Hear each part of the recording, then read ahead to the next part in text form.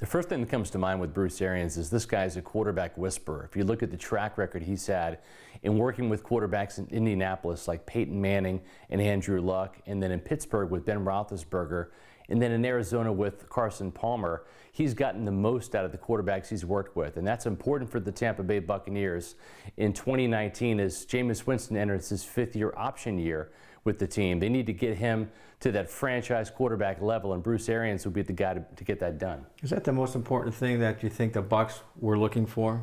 I think that's one of them. When you look at the culture in Tampa Bay in the last decade, really going back to the days of Raheem Morris and then Schiano and then Lovie Smith and Dirk Cutter, I really think that they needed a culture change. And Bruce Arians knows how to win. He's been with winning programs before in Pittsburgh, winning 2 Super Bowl rings. He's a 2-time NFL Head Coach of the Year award winner in Indianapolis in 2012 and then in Arizona in 2015. He's taken the Cardinals to the playoffs. This guy would change the culture in Tampa Bay and get the Buccaneers back to the winning ways they experienced under Tony Dungy and John Gruden. With the names that were out there, is he the best hire for the Bucs?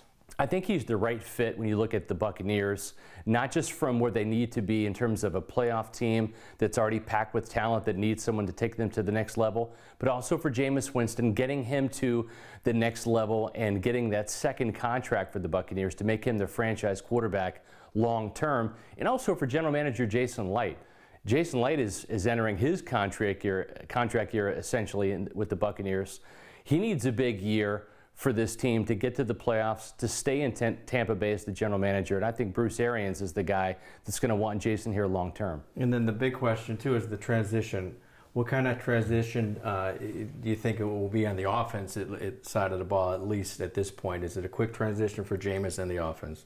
I think Bruce Arians can hit the ground running. You look at this offensive talent that Jason Licht has assembled here in Tampa Bay, whether it's quarterback Jameis Winston, the receiving corps that features not just Mike Evans, but also Chris Godwin, the tight ends with Cameron Brate and O.J. Howard. There's plenty of weapons for Bruce Arians to work with here. And he had a vertical offensive passing attack in Pittsburgh and also in Arizona that I think is going to fit very well with what Tampa Bay already has here on the offensive side of the ball. The NFC South is a shootout division with quarterbacks like Cam Newton and Drew Brees and Matt Ryan.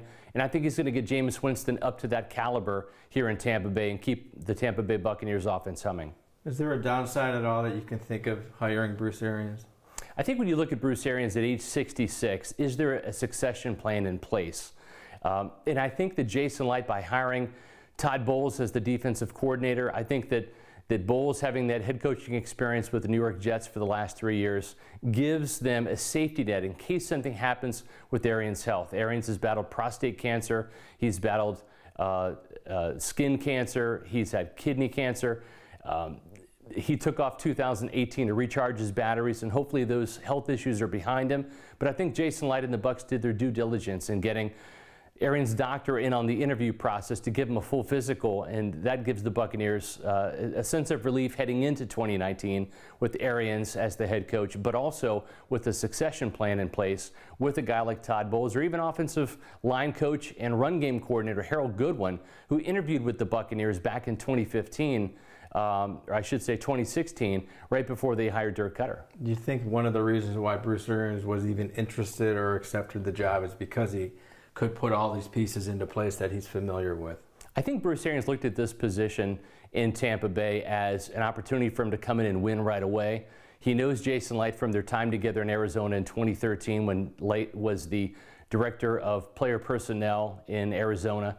And also Jameis Winston. They have a relationship dating back to when Winston attended a quarterback camp that Arians was running, and that goes all the way back to high school. So Arians has had a fondness for Jameis Winston for a long time. He's spoken highly of him throughout the years. Now he gets a chance to work with him and develop him as he has quarterbacks like Peyton Manning and Ben Roethlisberger and Andrew Luck. You touched on it, but it is a win mentality league. Can they win right away? Because you know, fans, the team, the expectations need to be there.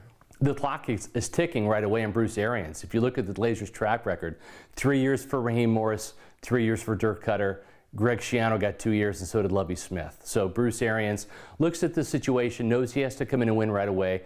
At age 66, he's on the clock too. He wants to come in and make an instant impact. So I think that the tools are there offensively. I think Todd Bowles, the new defensive coordinator, is going to revitalize this Bucs defense and make it an attacking style of defense. Like Tony Dungy used to have back in the day. And I think that there's an opportunity for the Buccaneers to make some noise in the NFC South and the NFL in 2019. And lastly, I guess it was 9 days ago that Cutter was fired. Do you think it went as quickly as you thought? Do you think that the Bucs investigated or did as much as they can to find the right guy? Jason Light did his due diligence in looking at a lot of the top coaching candidates out there right now. You look at Eric Bieniemy, the Kansas City Chiefs offensive coordinator, Minnesota defensive coordinator George Edwards, Dallas Cowboys defensive backs coach and play caller Chris Richard. And I think that he looked at Bruce Arains as maybe the guy all along. And then he compared those guys to Arians, someone he knew from his days back in Arizona in 2013, and realized that Bruce was actually the right fit. And so I think that there was enough due diligence there, enough time spent. And I think that Jason Light did a good job of comparing those guys and contrasting them to Arians. And I think if one of those guys had maybe shown better in the interview, then he knew what he was getting in Arians, they may have gone a different way. But Arians, I think, was the guy all along. And Tampa Bay got their guy in Bruce Arains.